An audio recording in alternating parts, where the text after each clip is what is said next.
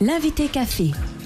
L'invité café, le suivi de la qualité de nos eaux de baignade et eau potable. Nous en parlons avec le directeur de l'Agence régionale de santé, Jacques Cartiot. Charlie Torres. Bonjour Jacques Cartiot. Bonjour.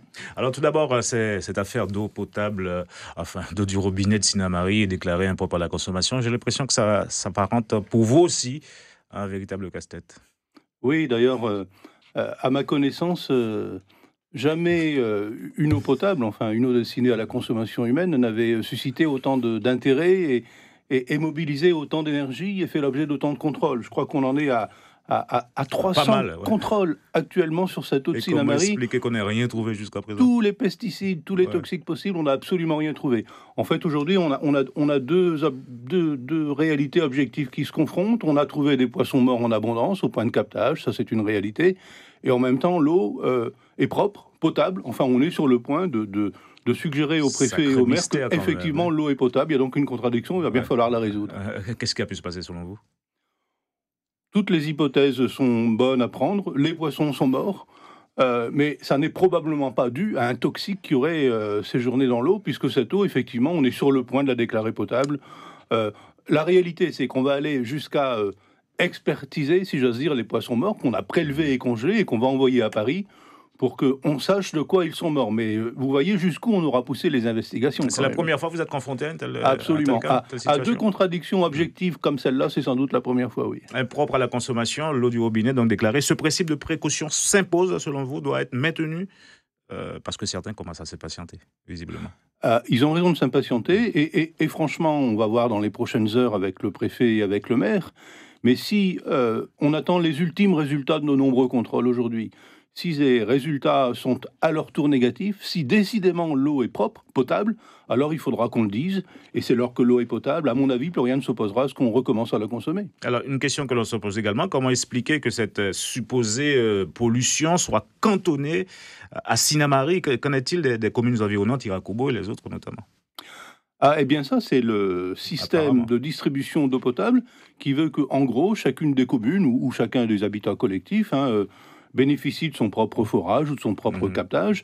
Les eaux qui sont alors soit des eaux souterraines, forêts, ou des eaux de surface superficielles qui sont captées, les eaux vont à un client, en l'occurrence à une commune ou à la société qui gère pour elle, pour son compte, la distribution de l'eau. Et donc, ce qui est vrai à Sinnamary peut ne pas l'être à Kourou. Est-ce que ça va néanmoins vous pousser à mener des investigations dans cette commune-là ? Non, parce que les investigations, on les mène, j'allais dire, c'est le cas de le dire d'ailleurs, au fil de l'eau. On organise à peu près 700 contrôles par an. 700 contrôles par an sur la totalité de ce qu'on appelle les unités de distribution. Pour certains, ils sont faciles à opérer parce qu'on les fait en ville, en tout cas sur la bande littorale. Pour d'autres, on les fait dans les communes, y compris dans les communes isolées, en hélicoptère. 700 contrôles par an. Donc le contrôle de la qualité de l'eau, c'est le boulot de l'ARS, et on le fait avec beaucoup de minutie et d'une manière continue. Alors j'aimerais savoir comment vous avez géré cette crise, dès le départ d'ailleurs, à l'ARS.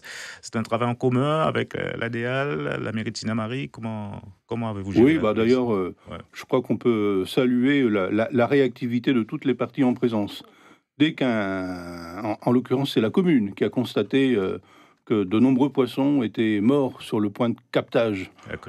Dès que ce constat a été opéré, toutes les parties concernées, c'est vrai de l'ARS, c'est vrai de l'ADAF, et évidemment c'est vrai de la commune, se sont retrouvées sur le site pour commencer les investigations.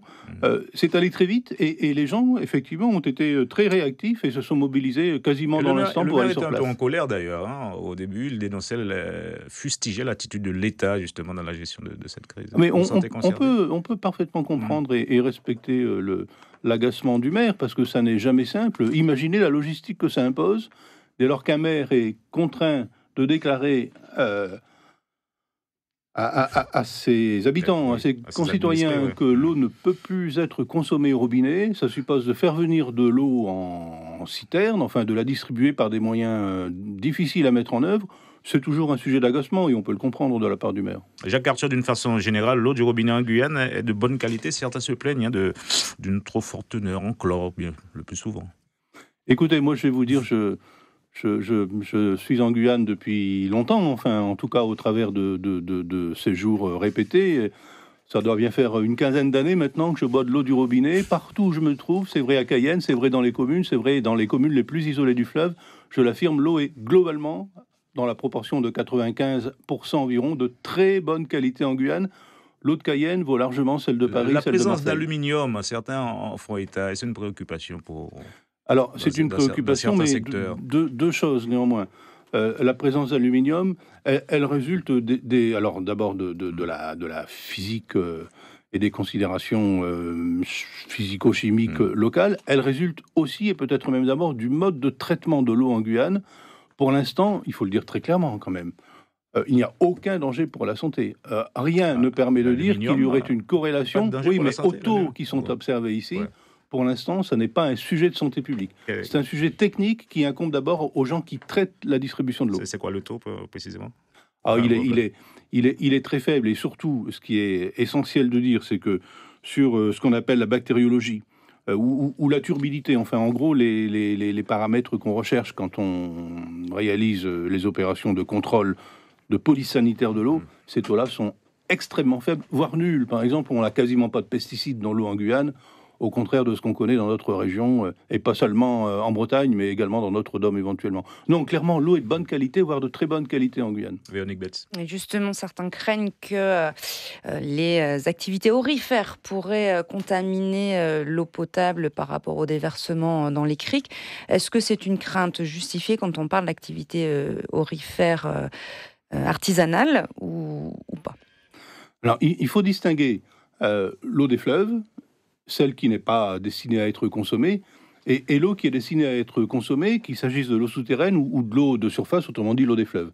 Quand on consomme de l'eau qui a été prélevée en surface, ce qu'on appelle l'eau superficielle, un captage sur un fleuve, par exemple sur la Comté, les précautions prises de la part de la commune ou de la société qui gère pour son compte la distribution de l'eau, de la part du maître d'ouvrage et de la part de l'ARS, ces précautions sont telles qu'on peut répondre clairement que l'eau est de toute façon de bonne qualité et que concrètement les activités aurifères n'ont pas d'effet sur la qualité de cette eau dès lors que l'eau a été traitée avant d'être distribuée.